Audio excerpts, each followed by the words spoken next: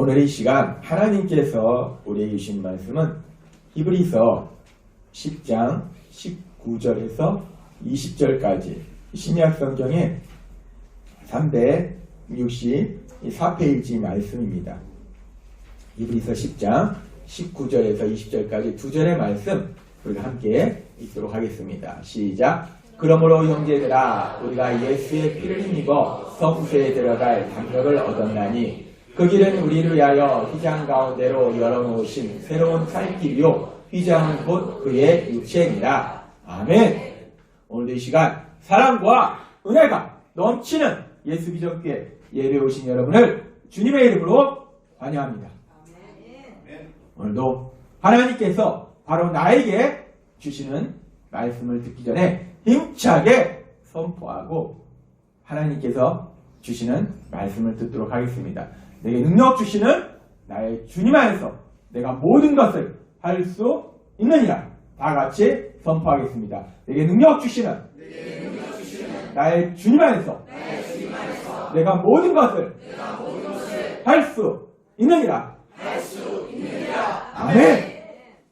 우리가 예수님 믿지 않고 이 땅을 살아갈 때는 내가 가진 돈과 내 실력과 내 능력으로 내 힘으로 세상을 살아가야 됩니다.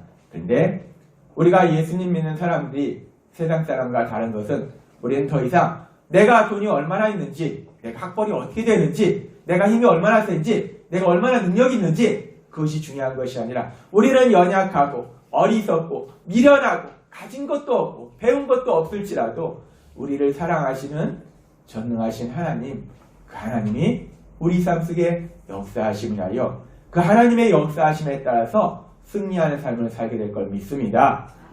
오늘도 이 자리에 계신 여러분들의 삶 속에 하나님의 놀라운 역사가 풍성하게 체험되어질 걸 믿습니다.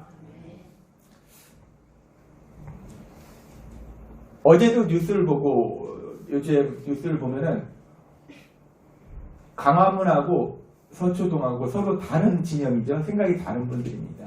모여가지고 좋은 세상, 뭐 양쪽에 다 취지는 그런 것 같아요. 제가 볼 때는 광화문에 모이신 분들이나 서초동에 모이신 분들이나 세상을 아름답고 좋은 세상으로 만들고 싶은 소망이 있는데 각각 생각이 다르시겠죠. 근데 엄청나게 많이 모였어요. 야, 어제도 그렇고 전에도 그렇고 이렇게 뉴스 보니까 야, 진짜 많더라고요. 엄청나게 많더라고요. 야, 엄청나게 많은 사람들이 모였습니다. 세상을 아름답게 바꾸고 싶은 거예요. 근데 그러면서 오늘 찬양을 부르면서 제 마음속에 어제 그리고 며칠 전에 봤던 그 영상들이 생각이 났어요. 엄청나게 많은 사람들이 모여서 세상이 아름다운 세상이 됐으면 좋겠다라고 모여서 외치는 그런 모습을 봤는데 찬양을 부르면서 우리가 주를 바라보자고 했는데 근데 우리가 사실 오늘도 우리가 고백했지만 내 힘과 내 능력으로 살아가는 것이 아니라 이 땅은 하나님이 주관하신다는 거예요. 내가 바꿔보겠다고 세상에 나가서 하는 것도 나는 우리도 뭔가를 해야 돼요. 하는 건 중요한데 더 중요한 것은 전능하신 하나님 앞에 우리가 무릎 꿇고 눈물로 간구한다면 이 나라가 정말 아름다운 나라가 되지 않겠습니까? 그런데 그러면서 제가 눈물이 나는 것은 저와 같은 목회자가 그렇게 사람들을 하나님 앞에 나아가도록 인도하고 무릎 꿇고 하나님 앞에 간절히 기도할 수 있도록 도와줘야 되는데 결국 저 같은 목회자가 그 역할을 못하니까 하나님이 아니라 그냥 세상에 가서 부르짖는구나.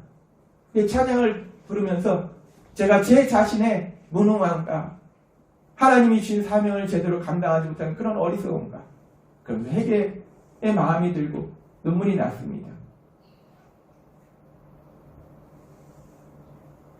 이 땅을 창조하신 분이 하나님이신데 우리가 그 하나님 앞에 나아가서 무릎 꿇고 간구한다면 근데 참 슬픈 것은 또 어떤 목사님들은 또 스스로 바꾸겠다고 정치적으로 또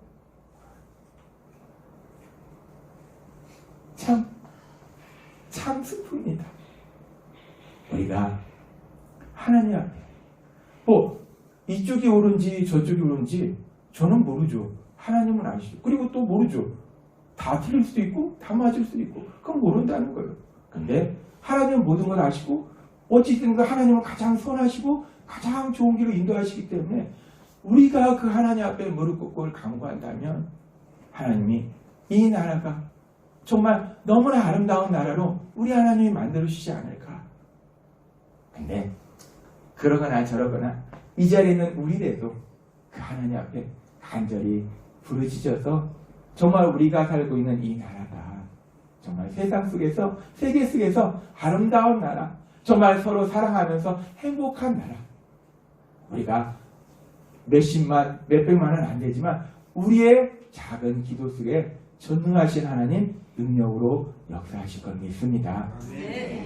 그래서 하나님께서 우리에게 말씀하시는 거예요. 우리에게 삶의 예배에 대해서 말씀하셨어요.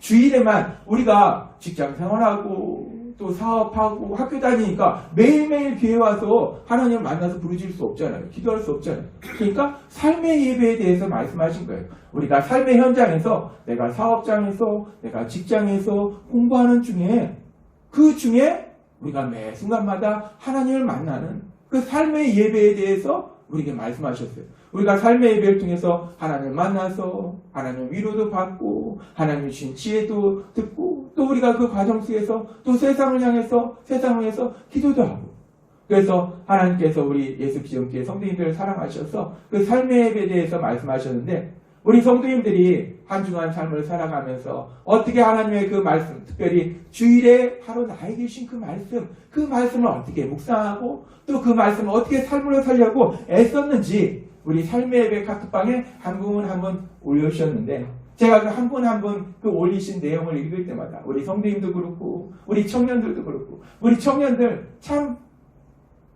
어린데 어린아이같이 순수하게 참 이뻐요. 우리 성도님들도 나이는 작년인데 어린아이같이 순수한 마음으로 참 하나님 말씀에 순종을 잘합니다. 한 분 한 분의 그 삶의 예배 카톡방에 올린 말씀들을 읽으면서 참 큰 은혜를 받았어요. 이 세상은 악합니다. 하나님께서 이 땅을 창조하시고 참 좋았더라 말씀하셨는데 이 세상이 악해진 거예요. 이 악해진 세상을 하나님이 보실 때 하나님이 이렇게 보시면서 여기도 악하고 저기도 악하고 하나님이 얼마나 슬프시겠어요. 근데 제 마음속에 주시는 감성은 그렇게 하나님이 여기 보니까 쟤네들 저렇게 살지 말라는데 왜 저렇게 살까? 싸우지 말라는데 왜 싸울까? 하나님이 슬프실 거예요. 근데 그 하나님이 우리 예수 비전교회 성도님들을 보실 때 저놈이 내가 말한 대로 살려고 했으네.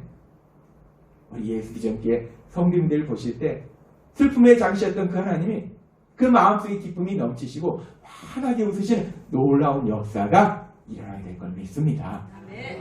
세상이 어떻든 간에 하나님은 우리에게 세상에 대해서 판단하지 말라고 했어요. 사람들에 대해서 판단하지 말라. 어떻든 간에 우리가 하나님이 기뻐하시는 그 삶의 예배의 자리로 나가는 우리 모두가 되시기를 주님의 이름으로 축원합니다. 하나님께서 우리를 사랑하십니다. 그래서 삶의 예배에 대해서 말씀하셨어요. 삶의 예배라는 것은 하나님을 만나는 겁니다. 근데 하나님을 만나는 것이 예배인데 우리는 예수님 믿는 우리는 하나님을 언제나 자유롭게 어디서나 만날 수 있다라고 말씀하셨어요. 근데 우리가 어떻게 이렇게 하나님을 언제나 자유롭게 만날 수 있게 되었는가? 오늘은 그 부분에 대해서 하나님 우리에게 말씀하십니다. 우리가 알다시피 최초의 사람 아담과 하와가 에덴 동산에서 살면서 하나님과 사랑의 교제 속에서 행복하게 살았어요. 그런데 죄가 들어왔습니다. 죄를 지었어요. 죄로 인해서 에덴 동산에서 쫓겨났습니다. 단순히 에덴 동산에서 쫓겨난 것이 아니라 그것은 하나님과의 교제가 끊어진 거예요. 단절된 겁니다. 그 이후에 태어나는 모든 사람들은 우리가 알다시피 원죄, 죄를 지으려는 성향이 우리 안에 있다는 거예요. 틈만 나면 죄를 지어 머릿속 생각이나 말이나 행동이나 틈만 나면 죄를 지으려는 그 성향이 우리가 가지고 있다는 거예요. 그래서 우리 모두가 죄 속에 살고 있다는 겁니다. 그렇게 죄 속에 살고 있는 우리는 그 거룩하신 하나님을 이제 마음대로 만날 수 없다는 겁니다. 하나님은 죄하고 떨어진 거룩하신 분이고 우리는 죄 속에 살고 있는 추하고 더러운 그 죄 속에 살고 있는 우리가 그 거룩하신 하나님께 나아갈 수도 없고 만날 수도 없다는 거예요. 하나님의 종 이사야 선지자도 이사야서 6장에 보면은 하나님을 만납니다. 이상 중에 하나님을 만났을 때 이사야 선지자 야 신난다 내가 하나님을 만났어. 야 하나님 안녕하세요. 하나님의 사랑하는 종 이사야 선지자가 하나님을 만났을 때 그럽니까? 아닙니다. 망하게 되었도다. 이사야 선지자가 하나님을 보고서 하나님을 만나서 하는 얘기가 뭐냐면 나 망하게 됐다. 그 얘기는 나 죽었구나 이 얘기예요. 난 부정한 자인데 난 죄인인데 죄인인 내가 하나님을 만나서 이제 난 죽었어.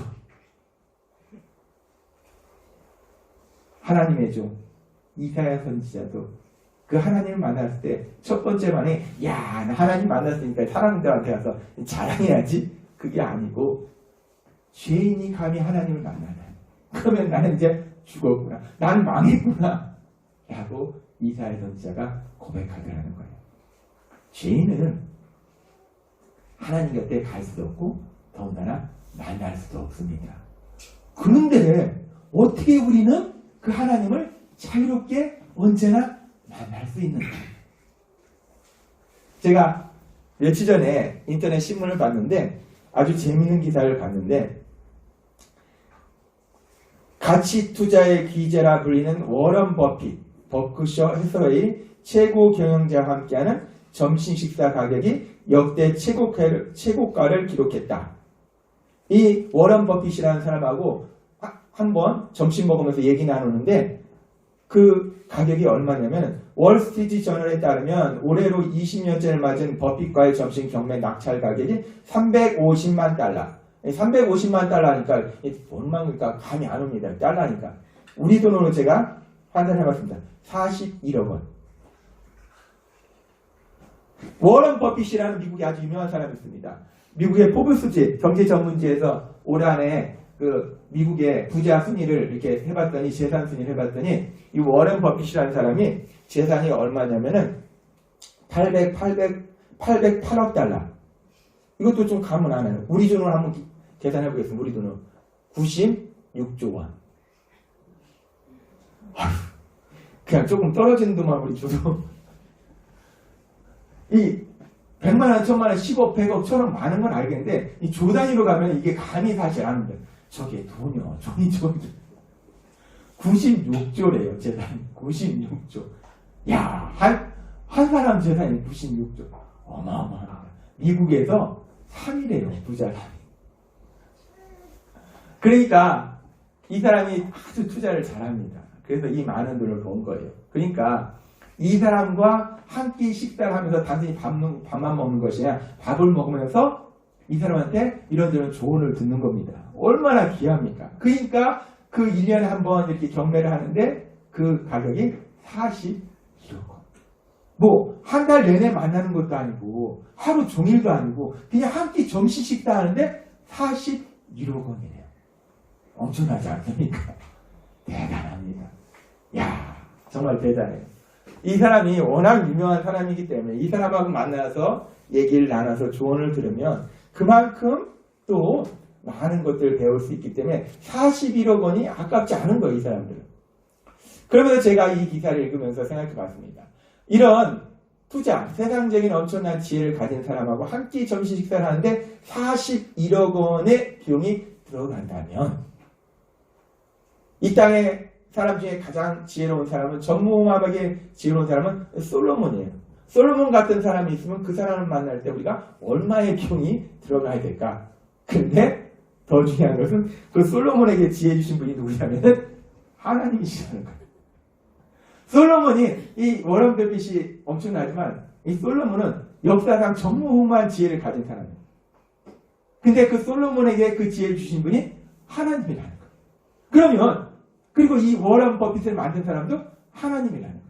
그러면 워런 버핏이라는 사람하고 만나는데 41억 원 점심식사의 비용이 들어가면 이 땅을 창조하신 그 지혜의 근본이신 그 하나님을 만나는데 도대체 얼마나 비용을 지불해야지 그 하나님을 만나냐는 거예요.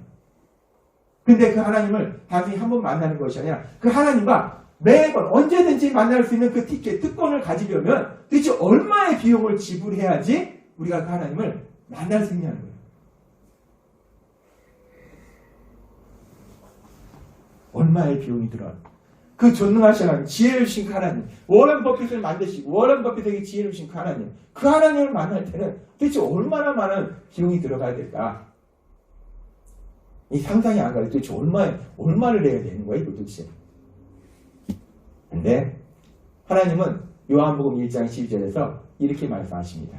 같이 읽도록 하겠습니다. 시작. 영접하는 자, 곧 그 이름을 믿는 자들에게는 하나님의 자녀가 되는 권세를 주셨으니. 아멘.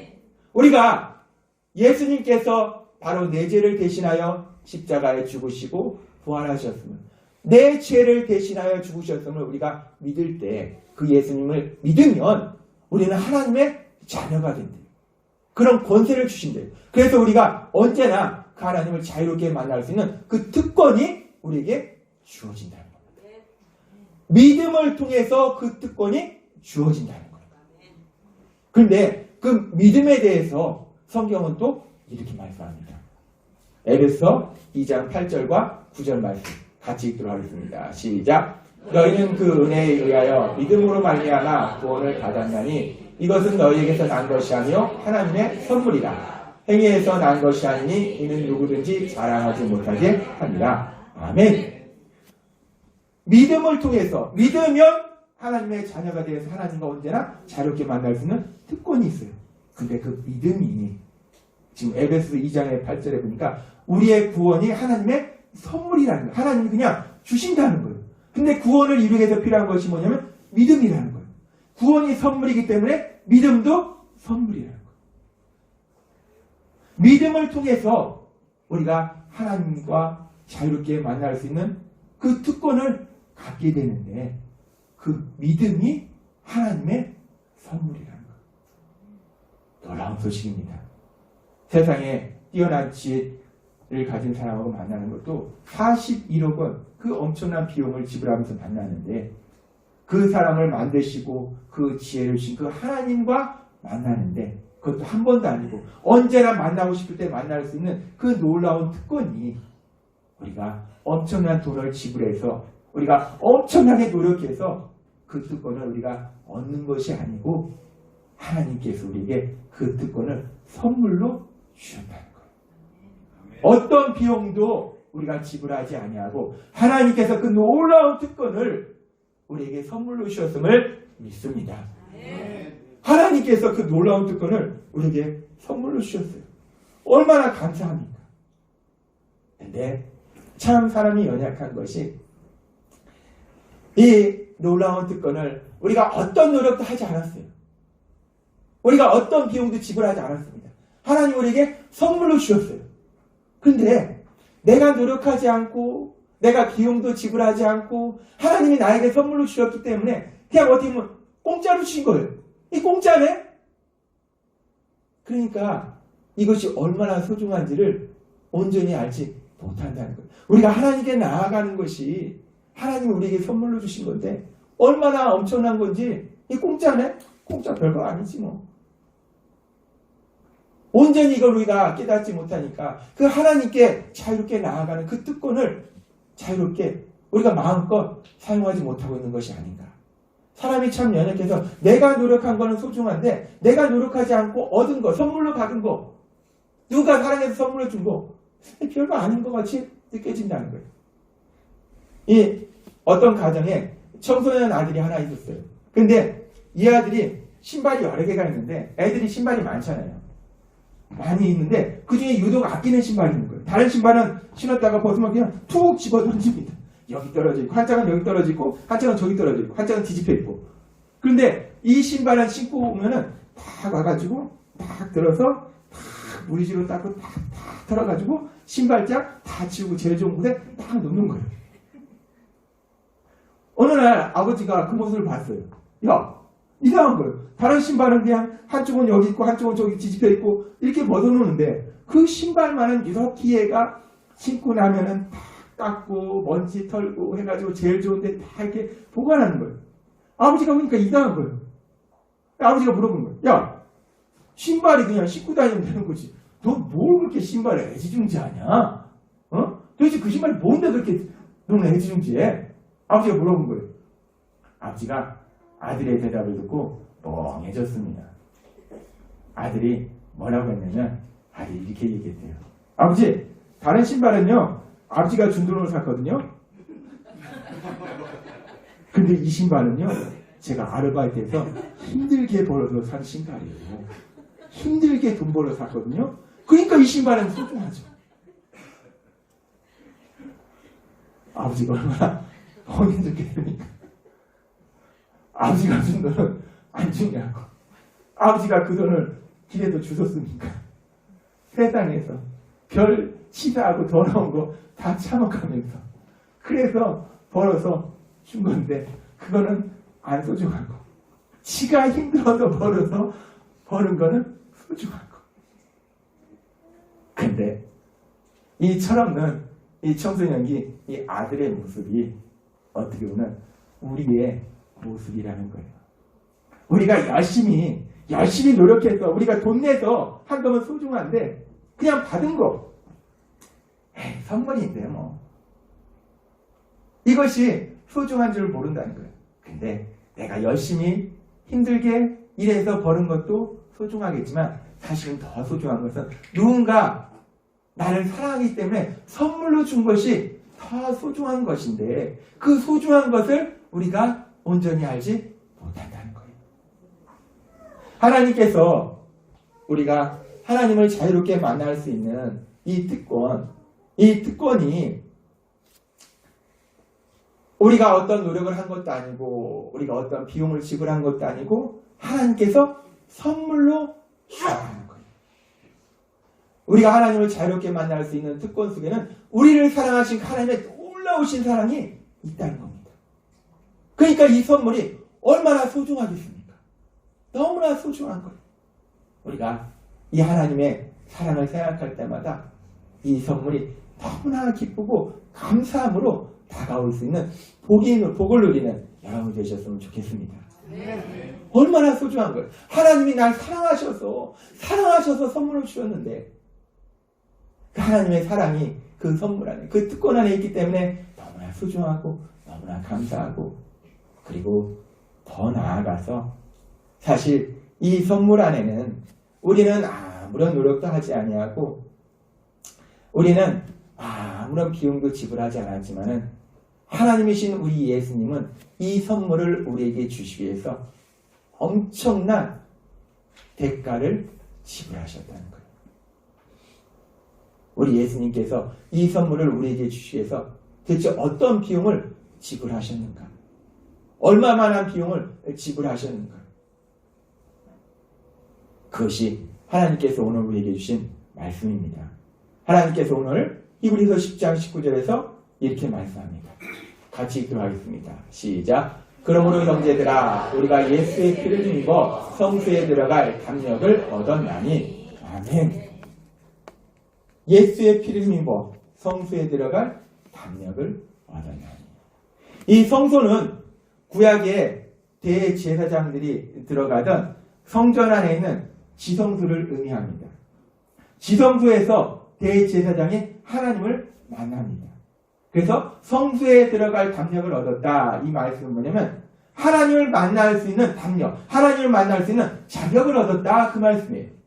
그런데 구약시대 제사장, 하나님이 특별히 선택하신 제사장 중에서 제일 높은 대제사장 한 명이 이 지성소에 들어와서 하나님을 만나는데 대제사장이기 때문에 아무 때나 하나님 만나고 싶으면 하나님 만나러 들어가야지 들어가는 것이 아니고 1년에 딱 한 번 대속죄일 7월 12일 대속죄일에 그것도 그냥 들어가는 것이 아니라 속죄의 희생양의 피를 가지고 그 지성소에 들어가서 하나님을 만날 수 있었습니다. 구약시대에 아무나가 아니고 제사장 중에서도 가장 높은 대제사장 그 1년에 한 번 딱 한 번 속죄의 희생양의 피를 가지고 하나님이 계신 그 지성소에 들어가서 하나님을 만날 수, 하나님께 용서받는 하나님과의 만남의 시간이 있을 수 있었다는 거예요. 그런데 놀라운 것은 지금 그러므로 형제들아 해서 이 형제는 누구냐면 예수님을 믿는 사람들이에요. 예수님을 믿는 사람들아 우리가 예수의 피를 힘입어 성소에 들어갈 담력을 얻었나니. 예수님을 믿는 우리는 그 성소에 들어갈 자격을 얻었는데 1년에 한 번만이 아니라 어느 때나 마음대로 우리가 들어가고 싶을 때, 하나님을 만나고 싶을 때 언제나 그 하나님을 만날 수 있는 그 놀라운 자격이 우리에게 주어졌다는 겁니다. 근데 오늘 말씀해 보면 이 엄청난 일이 도대체 어떻게 가능한가? 이 놀라운 일이 어떻게 가능할 수 있었는가?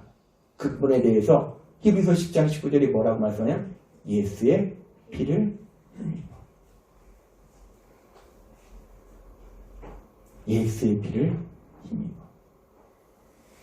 예수의 피를 힘입었다는 것은 예수님의 십자가의 죽으심을 의미합니다.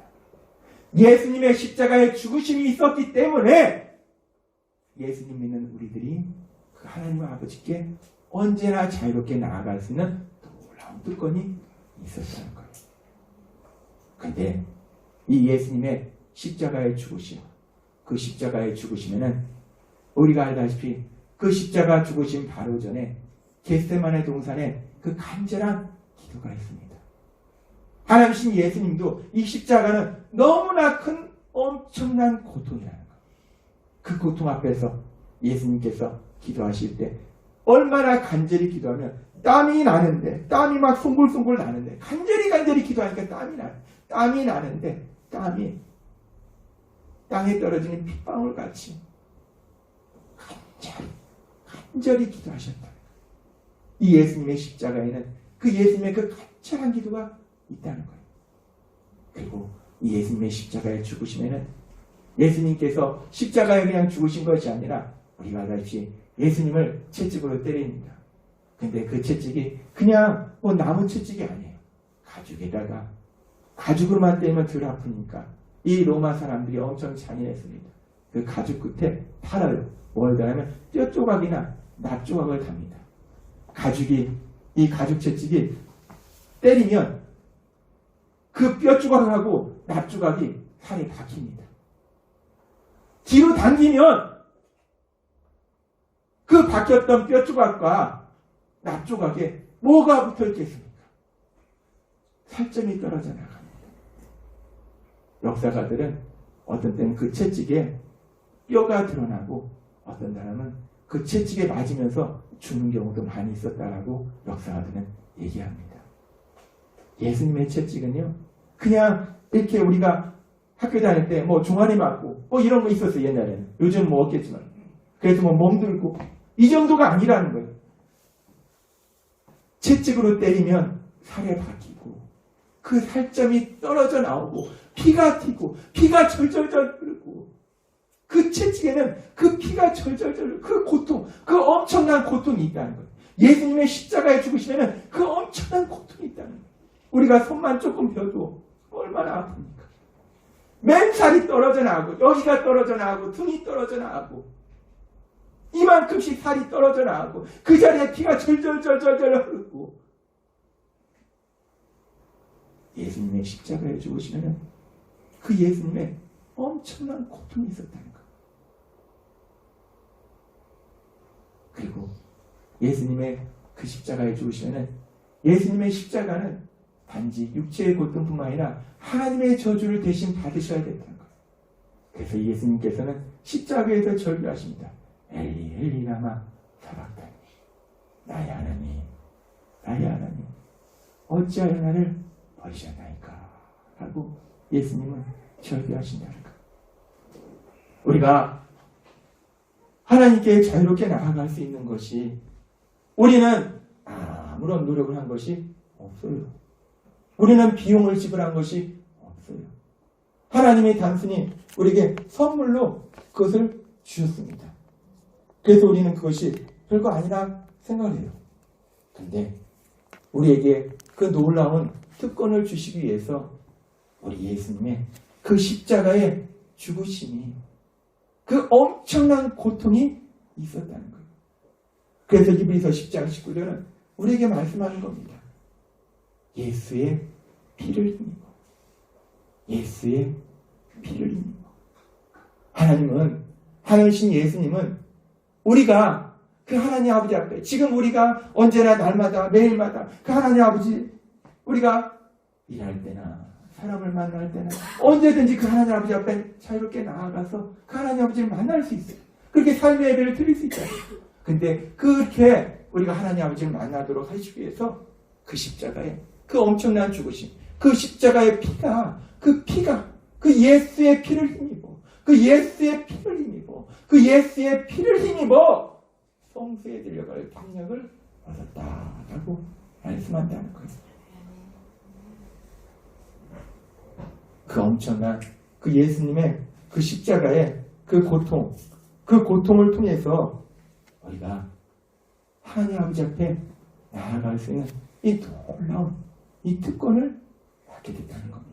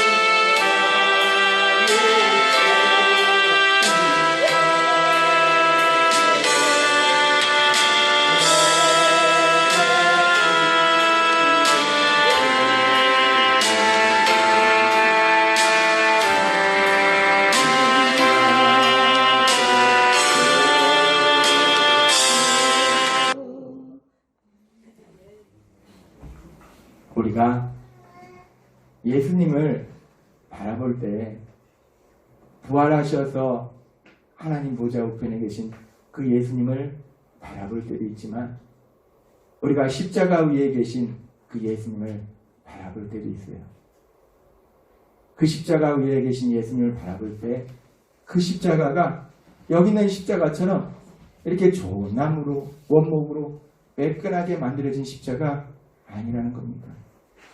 거친 나무로 만들어진 그 십자가 위에 우리 예수님 못 박히셨을 때 예수님 머리에 가시면류관에서 거기서 피가 흘러내립니다.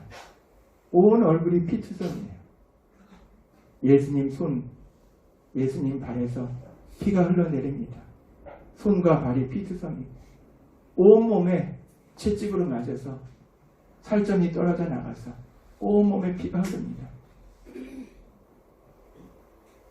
얼굴부터 온몸까지 다 피가 절절 흐르는 피돌핀 그 예수님의 그 모습을 우리는 보는 거예요. 그 예수님의 피가 있었기 때문에 그 예수님의 피로 인해서 우리가 하나님 아버지 앞에 자유롭게 나갈 수 있는 놀라운 특권이 주어졌다는 겁니다. 하나님은 우리에게 삶의 예배에 대해서 말씀하세요. 매일매일 삶 속에 우리 하나님을 만나는 그 삶의 예배에 대해서 말씀하실 때 우리가 아무런 노력을 한 것도 없고 아무런 비용을 지불한 것도 없지만 우리가 그 하나님을 아버지라 부르며 아무 때나 자유롭게 만날 수 있도록 해주시기 위해서 예수님의 그 피가 있었다는 거예요. 그 예수의 피. 오늘 이 시간 히브리서 10장 19절의 이 말씀이 우리의 마음속으로 체험되어지고 믿어지는 놀라운 역사가 여러분 안에 일어나시길 바랍니다. 하나님은 우리에게 말씀하세요. 그러므로 형제들아 우리가 예수의 피를 힘입어 성수에 들어갈 담력을 얻었나니 그 예수님이 흘리신 그 귀한 보혈 그 피의 힘을 입어서 우리가 그 예수님의 그 십자가의 죽으심에 힘입어 날마다 그 하나님 아버지 앞에 자유롭게 나갈 수 있는 이 놀라운 특권을 마음껏 누리시는 여러분이 되시기를 주님의 이름으로 축원합니다. 기도드리겠습니다. 하나님 아버지 감사합니다. 오늘 이 시간 우리가 삶의 예배의 자리에서 날마다 마음껏 하나님을 만날 수 있는 것이 내가 노력한 것이 없고 내가 지불한 비용이 없기 때문에 하나님이 선물로 주셨기 때문에 우리가 그것이 소중하지 않다라고 생각할 수도 있는데 그 엄청난 특권을 주시기 위해서 우리 예수님의 그 십자가의 피가 그 보혈이 있었음을 다시 한번 기억하게 하시니 감사합니다. 오늘 주신 말씀처럼 그 예수의 피를 힘입어 성수에 들어갈 담력을 얻었나니라는 말씀처럼 우리가 예수님의 그 보혈을 의지해서 날마다 우리 하나님을 만나는 놀라운 복을 누리는 우리 모두가 될 수 있도록 역사하여 주옵소서.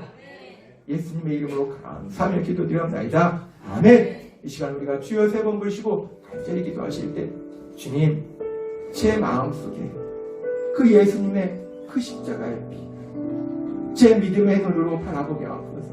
십자가 위에서 날 위하여 그 머리부터 그 온몸에 그 손에 그 발끝 온몸에 피가 절절 흐르시는 그 예수님 나를 너무도 사랑하셔서 그 흐르시는 그 피 우리가 믿음의 눈으로 그 피를 바라보게 하시고 그 예수님의 사랑을 다시 한번 체험해달라고 주여 세 번 부르시고 간절히 기도하겠습니다. 주여